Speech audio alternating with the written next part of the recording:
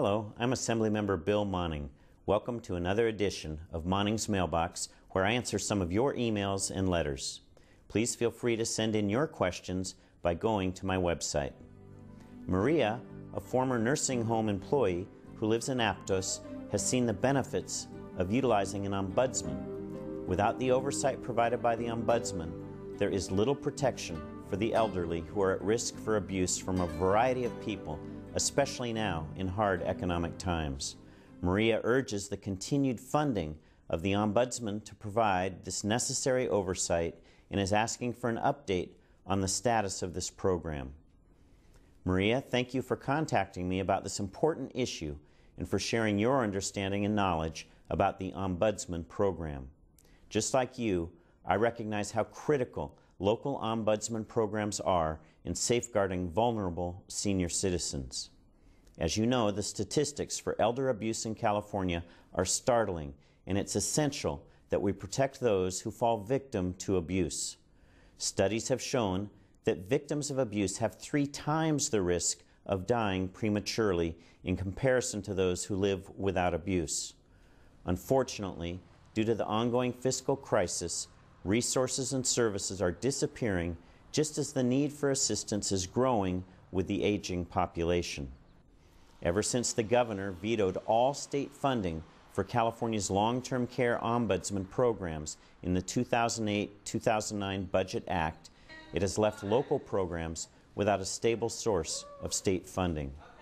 Currently, these local ombudsman programs are receiving one-time supplemental state funding, which was achieved through legislative action.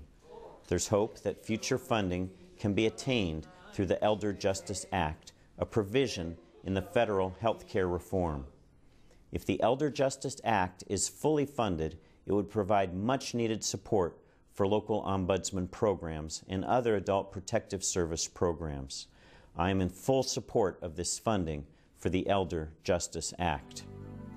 Also in Aptos, Kathleen supports the funding of higher education and Cal grants in this year's budget negotiations. While she was lucky enough to obtain a medical degree, she's concerned about the increasing debt load we're placing on today's students and wonders if we're not driving away our future workforce. Kathleen, this is one of the most significant concerns I have about the consequences California will face as a result of the ongoing budget crisis and the fee increases that have been imposed on higher education students. Not only will students face increased debt when they graduate, but it is estimated that many undergraduates who are currently enrolled at a CSU or UC campus will not reach their goal of graduation. Some are speculating that fee increases could result in a loss of up to 1 million jobs. It is estimated that jobs based in industries within California will not have enough qualified and trained applicants to fill the needed positions by the year 2025.